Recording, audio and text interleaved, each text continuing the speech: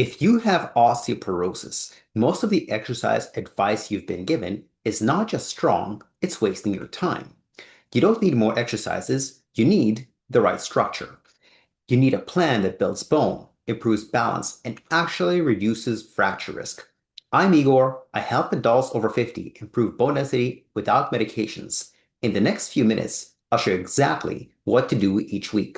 Walking, yoga classes, and machines aren't the problem. The problem is doing them with no structure. See, there is the osteoporosis rule of seven, and here's how you should divide your week. You should have 3 days of strength training, 2 days of balance, and 2 days of walking. This is the way to really reduce fractures because you're combining three important elements. One is actually strengthening bones. Two is decrease your likelihood of falling. And three is movement confidence. Walking does not build bone directly. However, it's good for many other reasons, and cardio in general is a good thing to do. And so, what should you do for your strength training? 3 days a week. These are bone loading exercises. Three of the best exercises you'll find for strengthening your bones are deadlifts, which work the muscles of the hamstrings, the glutes, and the lower back. These are particularly good for the T scores of all three areas, the lumbar spine, the femoral neck, and the total hip.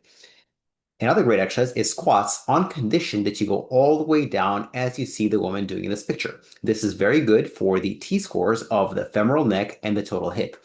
The muscles that are working are the quadriceps, the front of the thighs, as well as the glutes, your butt muscles. And a third excellent exercise is back extensions, which can be done either at home or in the gym. This is great for the T-scores of the lumbar spine, the femoral neck, and the total hip as well. However, just as it's important to know what to do, it's important to know what not to do. So here are safety guidelines for exercise with osteoporosis. What you should avoid is the end ranges of spinal flexion, spinal extension, and spinal rotation. I'm not saying to avoid all movements, just the end ranges. You can do all those exercises as long as you stay about 20% shy of the end range. Otherwise, everything is fine. And so just knowing the exercises is not enough. You also need to know the number of sets and reps, as well as the weight. And so how many sets should you be doing? For all the strength exercises, you should be doing 3 to 4 sets of 8 to 12 reps. Now, here is the key. Progression is the name of the game. You know how you should be doing between 8 to 12 reps? Well, you should aim for 12 reps every single time. If you're able to do 12 reps, raise the weight next workout. If despite trying to get 12 reps you couldn't and you only did between 8 and 11, keep the same weight for next workout.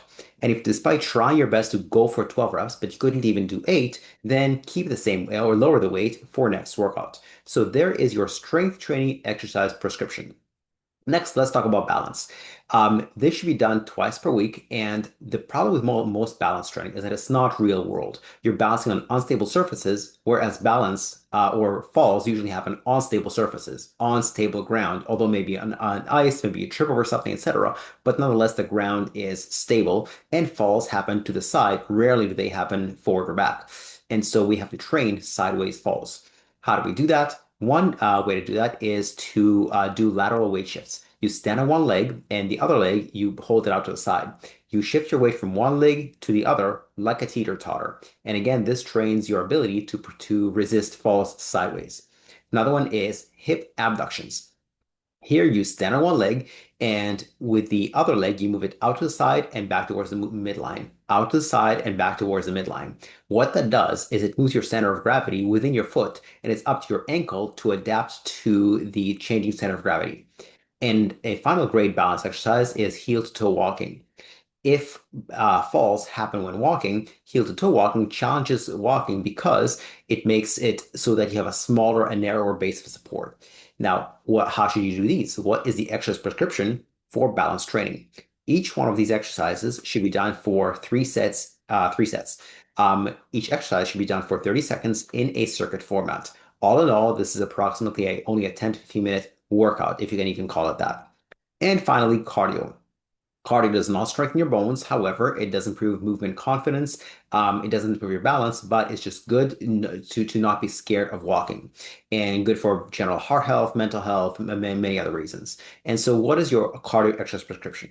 You have two options. You can do it intensely for a shorter period of time or less intense for a longer period of time. The frequency with both is the same, 2 to 3 times per week. The Option one is high intensity, which is over 85% of your maximal heart rate. Your maximal heart rate is 220 minus your age. If you do high intensity, you don't have to do it very long. You can do it for 30 to 45 minutes at a time.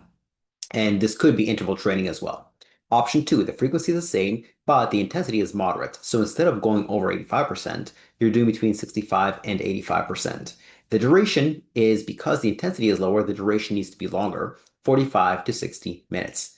In summary, what you need to do to have a comprehensive approach to fracture risk reduction is one, actually strengthen your bones by lifting weights or by doing some form of resistance training.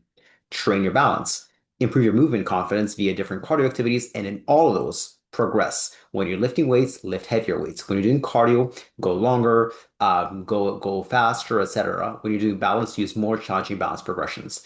If you want to dive way deeper into this, I have a special video called the Stronger Bones Checklist, 6 steps to improve bone density naturally. This video is not available on YouTube, but it is available for free to people who watch this video. You can check it out right now by visiting this website on your screen right now or in the description below.